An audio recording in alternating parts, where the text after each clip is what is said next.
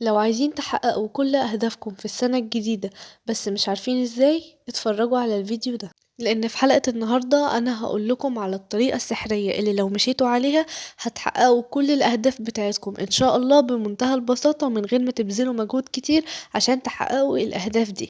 والطريقة السحرية دي هي الفيجن بورد أو لوحة الأهداف. فلو عايزين تعرفوا أكتر عن الفيجن بورد اتفرجوا على الفيديو ده للآخر، لأن كل جزء في الفيديو مهم جدا جدا وفيه معلومات كتير وتفاصيل كتير. لان فيديو النهارده انا هقولكم كل حاجه هتكونوا عايزين تعرفوها عن الفيجن بورد، ازاي بتتعمل وايه اهميتها وهل هي فعلا بتجذب الاهداف لينا ولا لا. كل ده واكتر في فيديو النهارده. ولكن قبل ما نبدا الفيديو ما تنسوش تعملوا سبسكرايب للقناه وتفعلوا زر الجرس علشان يوصلكم كل فيديو بنزله. عايزين نوصل يا جماعه ل2000 مشترك في اقرب وقت ممكن، فعشان كده اعملوا دلوقتي سبسكرايب للقناه ويفعلوا زر الجرس، وكمان اعملوا شير للفيديو عشان كل الناس تستفيد. ودلوقتي يلا نبدأ. دلوقتي هقول لكم على كل الحاجات اللي هنحتاجها عشان نعمل الفيجن بورد بتاعتنا. هنحتاج حاجات بسيطة جدا يا جماعة. بصوا، هنحتاج هنا اول حاجة اي بورد بس عشان نلزق عليه الحاجات دي. ممكن تجيبوا بورد جاهز بيكون خشب من المكتبة، بس انا لاحظت ان ثمنه بيكون غالي شوية فانا استبدلته هنا ببورد كرتون عادي جدا. اي كرتونة عندكم هتمشي يا جماعة، دي مفيش اي مشكلة. وجلو او لزق يعني، ومقص، والصور اللي انتوا طبعتوها للاهداف بتاعتكم. بس كده. يعني انتوا هتدوروا على بنترست على صور للاهداف بتاعتكم، وبعد كده هتاخدوها على برنامج اسمه بيكسلاب تظبطوا الابعاد بتاعتها زي ما انتوا شايفين كده في الشاشه. انا حطيت لكم الصور بتاعت الصور دي قبل ما اطبعها. ظبطت الابعاد بتاعتها وظبطتها كده زي ما انتوا شايفين على بيكسلاب، وبعد كده بعتها للمطبعة تطبع. على فكرة يعني تمنها رخيص قوي. كل ورقة من دول ب3 جنيه يعني. وممكن كمان في مطابع بتطبع بأقل من كده، فيعني الموضوع مش مكلف خالص. والكرتونة دي يعني مش هتكلفكم فلوس، لو دورتوا عندكم هتلاقوا كرتونة يعني مش غالية خالص. ومقص وصمغ. لو عايزين تجيبوا بورد وتعملوها بورد براحتكم، انا بوفر عليكم يعني وبدي ابسط حاجة عشان الناس كلها تقدر تعملها. دلوقتي بقى اكلمكم شوية عن الاهداف بتاعتي بقى بتاعت سنة 2025. بصوا، اول حاجة الصورة دي اللي انا عايزة تبقى بشرتي السنة دي تكون حلوة، ويعني تكون كده جلو، عشان انا بشرتي فيها حبوب صراحة، فعايزة بقى احسن من بشرتي. وعايزة اتعلم طبخ لان انا ما بعرفش اطبخ ودي مشكلة، فانا عايزة ابدأ اتعلم طبخ. وعايزة اجيب الهيلز ده من USL. بجد هموت واجيبه. يعني ده يعتبر اكتر حاجة نفسي اشتريها السنة دي بعد الحاجة تانية هوريها لكم.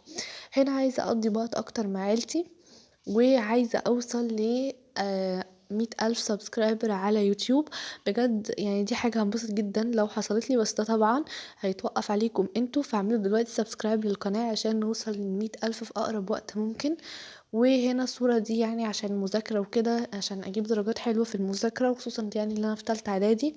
الصورة دي ورد، انا بحب الورد جدا جدا يا جماعة، فعايزة اجيب يعني لنفسي ورد اكتر او ازرع ورد. وعجبني قوي شكل الورد ده واللون بتاعه حلو قوي. الصورة دي يعني ماس ورسم، وهو يعني المفروض هنا يعني عمارة لان انا عايزة ابقى مهندسة معمارية، فيعني انا طبعتها كده برضو قلت احطها في الفيجن بورد كتحفيز. بصوا بقى هنا ده الايفون 13 اللي انا هموت واشتريه. بجد يعني انا حاسه السنه دي اللي هو انا لازم اشتري ايفون، لان انا موبايلي ده قديم وانا بقالي فتره عايزه اشتري ايفون، وخصوصا ال13 لانه عاجبني جدا. وبصوا اللون اللي هو البينك ده، مش عارفه واضح عندكم في الكاميرا ولا لا. هنا دي سكين كير برضو، لان انا كنت عايزه اهتم ببشرتي جدا السنه دي، فعايزه بقى الاقي كده روتين حلو لبشرتي، لان انا عماله اجرب برودكت كتير ومفيش حاجه نافعه. وعايزه اجيب خواتم، يعني ممكن تكون ست خواتم بقى، دهب مش دهب مثلا، ستانلس. المهم ان انا اجيب خواتم لان انا بحب الخواتم جدا، اكتر حاجه بحبها في الاكسسوارز اصلا. وهنا الجرادويشن، لان انا السنه دي عندي جرادويشن، لان انا في ثالثه اعدادي والمدرسه بتاعتنا بتعمل لنا جرادويشن بارتي في اخر السنه. فبرضو الجرادويشن من الحاجات اللي حطاها في دماغي. بصوا هنا بقى بقيه الاهداف.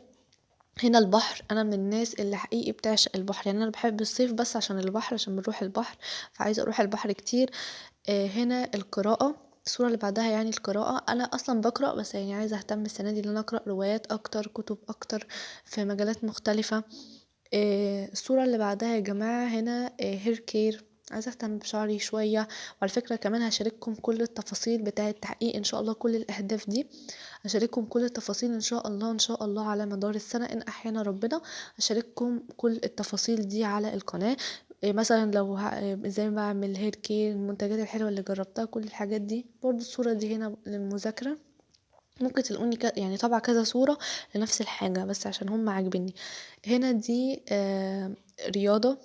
مش عارفة، عايزة اروح الجيم بس انا بلعب رياضة في البيت وبلاقي ريزلت حلوة، يعني بفكر لسه، بس المهم ان انا استمر في الرياضة دي. برضو هنا عشان البحر صدف والرملة بتاعة البحر. هنا طبعت شوية آيات قرآنية برضو، لان انا بحب اوي ان انا في الفيجن بورد بتاعتي يكون في آيات قرآنية. طبعت وما الحياة الدنيا الا متاع الغرور ولسوف يعطيك ربك فترضى ووجدك ضالا فهدى. ممكن تطبعوا يعني اي آيات تانية براحتكم. انتوا دوروا، اكتبوا الاهداف بتاعتكم الاول في ورقة، وبعد كده دوروا على صور ليها على بنترست للاهداف دي تكون شبه الاهداف بتاعتكم، وظبطوا مقاساتها على بيكسل لاب زي ما قلت لكم واطبعوها. بس كده، هي دي الخطوات عشان تجيبوا صور صح. دلوقتي بقى تعالوا نقص الصور دي، واكلمكم بقى شوية عن اصلا ليه الناس بتعمل فيجن بورد وايه اهميتها. يعني انا عماله ارغي معاكم على الاهداف انا وما قلتلكمش ايه اهميتها، هقول لكم بقى دلوقتي. جماعه الفيجن بورد دي يعني لوحه اهداف، يعني احنا بنحط الاهداف بتاعتنا على لوحه بتفضل قدامنا طول الوقت، بحيث ان احنا نشوف اهدافنا طول الوقت. فطول ما احنا شايفينها احنا هنتحفز ونشتغل عشان نحقق الاهداف بتاعتنا دي. يعني هي غرضها تحفيزي مش اكتر. وفي ناس تانية بتقول ان هي بتجذب، يعني بتعمل على طاقة الجذب والكلام ده، بس انا حقيقي مش بؤمن بموضوع الطاقات ده، يعني ان هو طاقة الجذب وان هي بتجذب الاهداف لينا. انا معرفش الموضوع ده، يعني انا عاملاها بس كغرض تحفيزي مش كغرض طاقة جذب والحاجات دي. آه، بس كده. يعني انتوا بتعملوها، بتحطوا الصور اللي تحطوا فيها صور للاهداف اللي انتوا عايزين تحققوها على مدار السنه.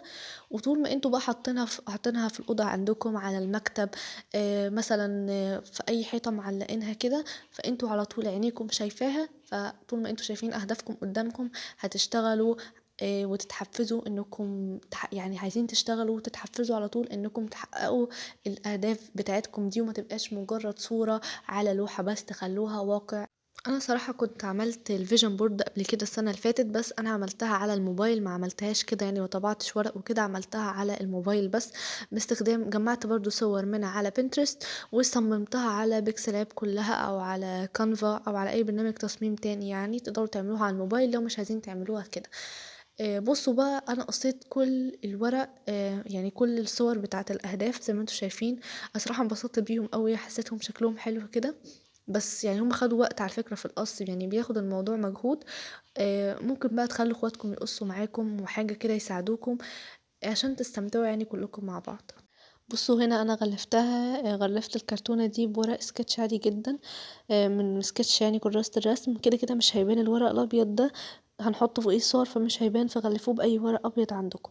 دلوقتي بقى جا وقت فقرة التلزيق. انتوا اقعدوا بس تجربوا الاول كده رصوهم، يعني يساووا الورق من قبل ما يعني سووا الورق من قبل ما تلزقوه عشان تشوفوا شكله الاول هينفع ولا لا، وهيكفي الورق البورد ولا لا. انا قلت بقى عشان اختصارا لوقت الفيديو مش هسويه يعني معاكم، سويته الاول كده مع نفسي ورصيت الورق مع نفسي الاول، وقلت ايه يعني اخلي معاكم مع التلزيق بس.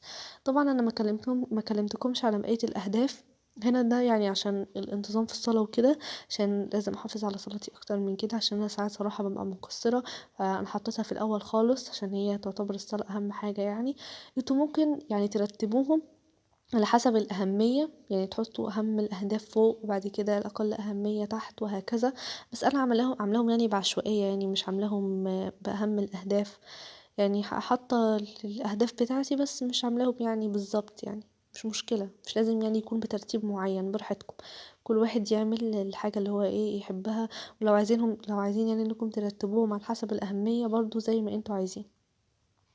اهم حاجه وانتوا بتلزقوا الزقوا كويس، لان اللزق ده حقيقي يعني بيفك، يعني بعد شويه هتلاقوه بيفك، فالزقوا كويس من الاول عشان ما يفكش منكم.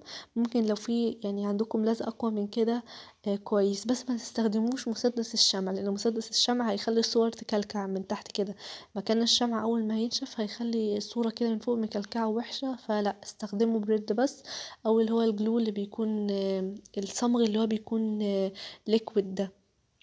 مش لازم يكون متجمد، ده اللي هو بيكون سايل ده برضو بيكون كويس وبيلزق حلو.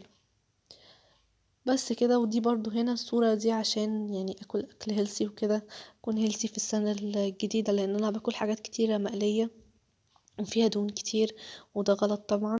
انا صراحة بجد يعني بحس ان ده انسب وقت انكم تعملوا الفيجن بورد بتاعت السنة الجديدة خلاص، لان السنة قربت تخلص، وفي نفس الوقت كده بتحسوا فايبز حلوة انكم يعني بتحطوا يعني بتستمتعوا بتعملوا اكتيفيتي حلو، ممكن تعملوه مع اخواتكم. يعني انا هنا اخويا الصغير احمد يعني كان بيساعدني في التلزيق بعد ما طفيت الكاميرا، وقعد يلزق معايا حاجات كتير وقص معايا حاجات كتير.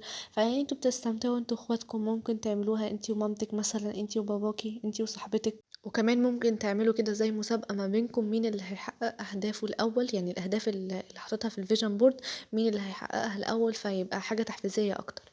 بصوا بقى دي النتيجة النهائية، بجد ما اقولكمش ما كنتش متوقعة ان هي تطلع كده. يعني انا بجد كنت متوقعة انها تطلع حلوة وكل حاجة، بس طلعت احلى بكتير مما انا كنت متخيلة. بصوا بقى، آه حطيت هنا الصلاة والايفون وزي حديد والبشرة الصافية الجلو. يا رب بشرتي تبقى كده. يعني بجد عايزاكم تدعولي ان الاهداف اللي انا حطاها في الفيجن بورد دي تتحقق، ويا رب انتوا كمان اهدافكم كلها تتحقق، وكل اللي عايز يوصل لحاجة يا رب يوصل لها، وتكون سنة سعيدة علينا جميعا يا رب. بس عايزه اقول لكم على حاجه مهمه نسيت اقول لكم عليها، ما تكتروش الاهداف في الفيجن بورد. يعني انا حاطه اهداف عارفه ان انا اقدر احققها، لكن انتوا حطوا اهداف انتوا تقدروا تحققوها، يعني عدد اهداف معقول، ما تحطوش اهداف كتيره وصعبه بحيث انكم ما تحققوها اخر تقولوا لا ده احنا ما حققناش حاجه والفيجن بورد دي كدابه وما بتنفعش وغلط. لا، انتوا حطوا اهداف انتوا تقدروا تحققوها.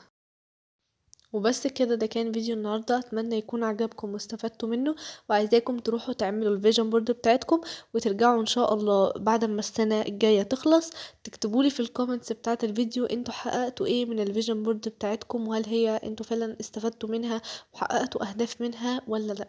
وانا كمان ان شاء الله هعمل لكم فيديو السنه الجايه واقول لكم انا حققت ايه من الفيجن بورد بتاعتي، واي هدف هحققه على مدار السنه هشارككم الرحله يعني بتاعتي في تحقيق الاهداف دي ان شاء الله على مدار السنه. وطبعا لو عجبكم فيديو النهارده ما تنسوش تعملوا لايك للفيديو، وكمان تعملوا شير للفيديو مع كل الناس اللي تعرفوهم عشان يوصل لاكبر عدد من الناس والناس كلها تستفاد. وبس كده، اشوفكم في فيديو جديد. باي.